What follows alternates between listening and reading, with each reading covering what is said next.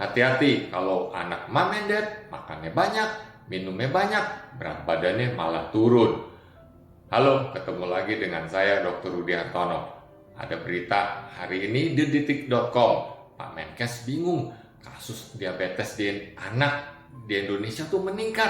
Loh, emangnya anak bisa kena diabetes? Ya bisa aja. Nah, diabetes itu umumnya ada dua ya, tipe 1 dan tipe 2. Nah, tipe 1 biasanya kena pada anak nih. Nah, pada diabetes tipe 1 nih, insulin di tubuh anak itu sedikit atau nggak ada. Loh, kok kenapa bisa begitu?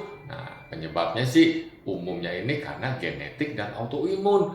Nah, kenapa makin meningkat? Ya, kita juga belum tahu juga. Jadi, ada banyak kasus-kasus di kedokteran loh, belum semuanya bisa terjawab ya. Nah, kalau kita makan nih, nah, maka di dalam tubuh kita tuh terbentuk kadar gulanya tuh akan meningkat.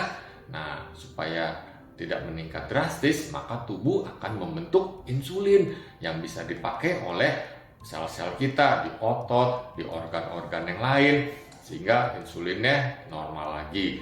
Nah, kalau nggak ada insulin, maka kadar gulanya itu tinggi terus, ya. Nah, itu akibatnya anak jadi kencing-kencing. Nah, anak kan butuh energi ya untuk aktivitas.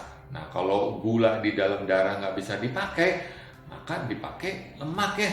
Nah, jadi terbentuk keton tuh. Nah, di dalam tubuh si anak ketonnya meningkat. Nah, ini akan berbahaya nih.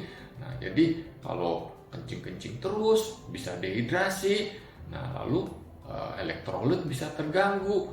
Nah, akhirnya ya bisa mual, muntah. Nah, ini memperberat keadaan, akibatnya bisa kejang-kejang, anak kehilangan kesadaran, dan ini suatu keadaan emergensi yang bisa mengancam jiwa si anak.